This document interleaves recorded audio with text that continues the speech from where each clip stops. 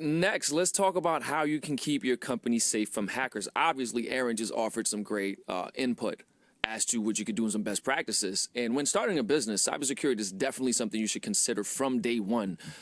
From protecting your online information, which can help you prevent any mishaps as you continue to grow. See, the thing is this, when you have a startup or even companies that have raised $1 million, most of them are really just running from Slack and Gmail. So in reality, before they really blow up, they're very susceptible and at risk to cyber attacks. So it's essential to keep good cyber hygiene, as it is, because it's not just your data out there. You have to protect your customers' personal information as well. And the best way to keep your data safe is by securing your passwords. Hackers can find your passwords if you leave them in email threads, so auto-save them to Google Chrome or Safari browsers. One prominent example is multi-billion-dollar company Robinhood, the investment app. Someone hacked their account, went in there and changed the balances. And you can really just mess with people's money because there's a lot of money in there. So if that can happen to them, you got to be mindful of these things because you don't want a PR scandal that could basically bankrupt and steamroll your company. And the best way to protect your passwords is by using a password manager. We over here use one called Bitwarden, and it's sweet.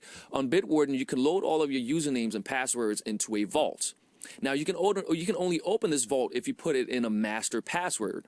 So once you're in the vault, Bitwarden creates strong passwords for each one of your accounts so the hackers will find it next to impossible to guess what they are. You may have seen them when you go on Google and they recommend a password for you. For me personally, I say no thank you because like G125, all this other stuff. But this way you can have it and you won't be at risk of forgetting. So they even have that plugin that will automatically insert the strong passwords into your accounts when you log in, so you don't have to, as I mentioned, worry about remembering them. So you can also choose who you share your passwords with, which allows you to know who specifically has access to each account. Key point right there. Another good practice is to watch out for unsafe downloads. So go into your computer settings and make sure that the web browsers ask for permission before downloading. Now, when your computer automatically downloads content from the internet, it could give hackers access to your data. And lastly, make sure you avoid phishing emails, which Aaron spoke about. These are emails that are sent by scammers to trick you into giving them personal information. If someone hacks a single employee's email through phishing, it may compromise the entire company's email and online databases. Oh my God, horrible. Cyber hygiene.